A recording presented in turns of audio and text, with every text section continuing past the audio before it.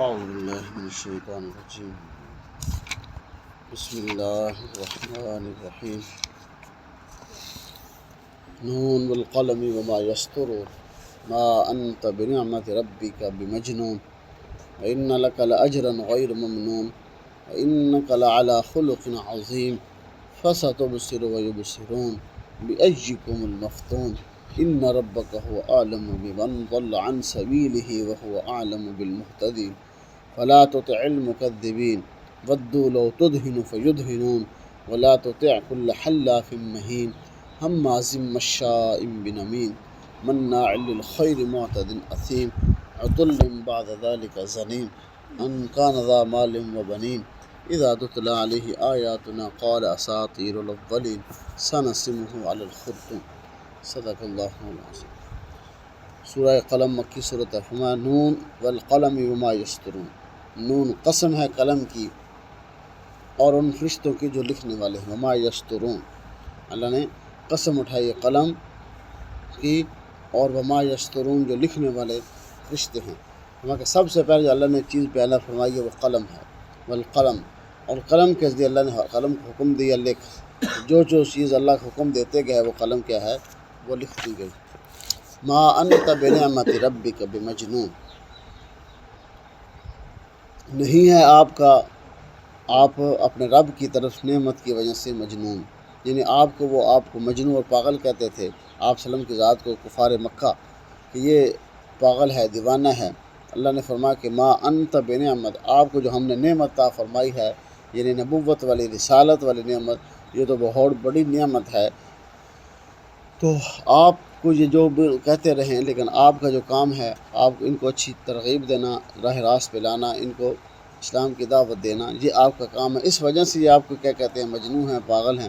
لیکن کیا ہے آپ نہ پاگل ہیں نہ مجنون ہیں آپ کچھ بھی نہیں بلکہ کیا ہے آپ اپنے رب کی طرف سے بھیجے ہوئے ہیں.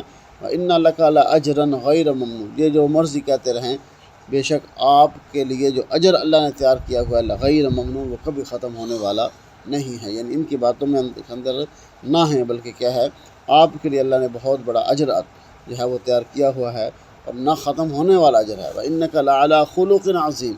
اور بے شک آپ کے جو اخلاق ہیں بہت بڑے عظیم اخلاق ہیں.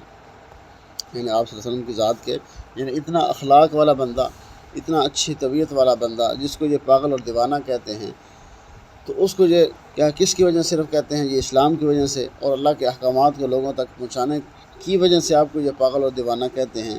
اس سے بڑا اس سے اور اعلیٰ اخلاق والا اچھے طبیعت والا ہے ان کے اندر کوئی ہے. فرمایا کہ آپ تو بہت بڑے اخلاق والے ہیں. انک لعلی خلق عظیم. اللہ نے آپ کے اخلاق کی تعریف بیان فرمائی ہے اور فرمایا کہ قیامت کے دن سب سے اخلاص والی چیز اور سب سے اچھے اعمال قیامت کے دن اس کے ہوں گے کہ جس کے اخلاق اچھے ہوں گے. وہاں کے بہترین یعنی جو وزن والی چیز ہوگی قیامت کے دن ترازو کے اندر تولنے کے اندر میزان کے اندر وہ کیا انسان کے اچھے اخلاق ہوں گے. ایمان کے بعد سب سے بہترین چیز کیا ہے وہ اخلاق ہے کہ انسان اچھے خلق سے اچھی طبیعت کے ساتھ اور اچھے اس کا بول چال ہو اچھی طریقے سے کیا ہے وہ لوگوں کے ساتھ پیش آتا ہو. اس سے بہتر اور کون پیش آتا ہے جس طرح آپ صلی اللہ علیہ وسلم کی ذات ہے وہ تو اپنے چھوٹے پراؤں کے ساتھ بھی کیا ہے وہ اچھے اخلاق والے ان کے کام آنے والے. فَسَتُبْصِرُ وَيُبْصِرُونَ. آپ بھی دیکھیں اور یہ بھی دیکھ لیں گے ان قریب بِأَيِّكُمُ الْمَفْتُونَ کہ کس کو جنون تھا کون پاگل تھا یہ پاگل تھے یا آپ پاگل تھے. یعنی جب قیامت کا دن ہوگا آپ تو یہ مرضی کہتے ہیں فیصلے کا جب دن آئے گا تو آپ بھی دیکھیں گے اور یہ بھی دیکھ لیں گے بِأَيِّكُمُ الْمَفْتُونَ کہ یہ پاگل بنے ہوئے تھے جو تم پاگل تھے بلکہ کیا فرمایا کہ یہی پاگل ہیں جو راہ راست سے ہٹے ہوئے ہیں. ان ربک هو اعلم بمن ضل عن سبیل. بے شک آپ کا رب زیادہ جانتا ہے کہ تم میں سے راہ راست سے ہٹا ہوا کون ہے گمراہ کون ہے. بمن ضل عن سبیل کہ راہ راستے سیدھے راستے سے کون بھٹکا ہوا ہو. وهو اعلم بالمهتدین اور کون راہ راست پہ ہے کون ہدایت والے راستے پہ ہے اللہ اس کو بھی جانتے ہیں. یعنی تم میں سے جو گمراہ ہیں ان کو بھی اللہ جانتے ہیں اور تم میں سے جو اعلیٰ اخلاق والے ہیں ہدایت یافتہ ہیں ان کو بھی اللہ جانتے ہیں. فرمایا کہ آگے فلا تطع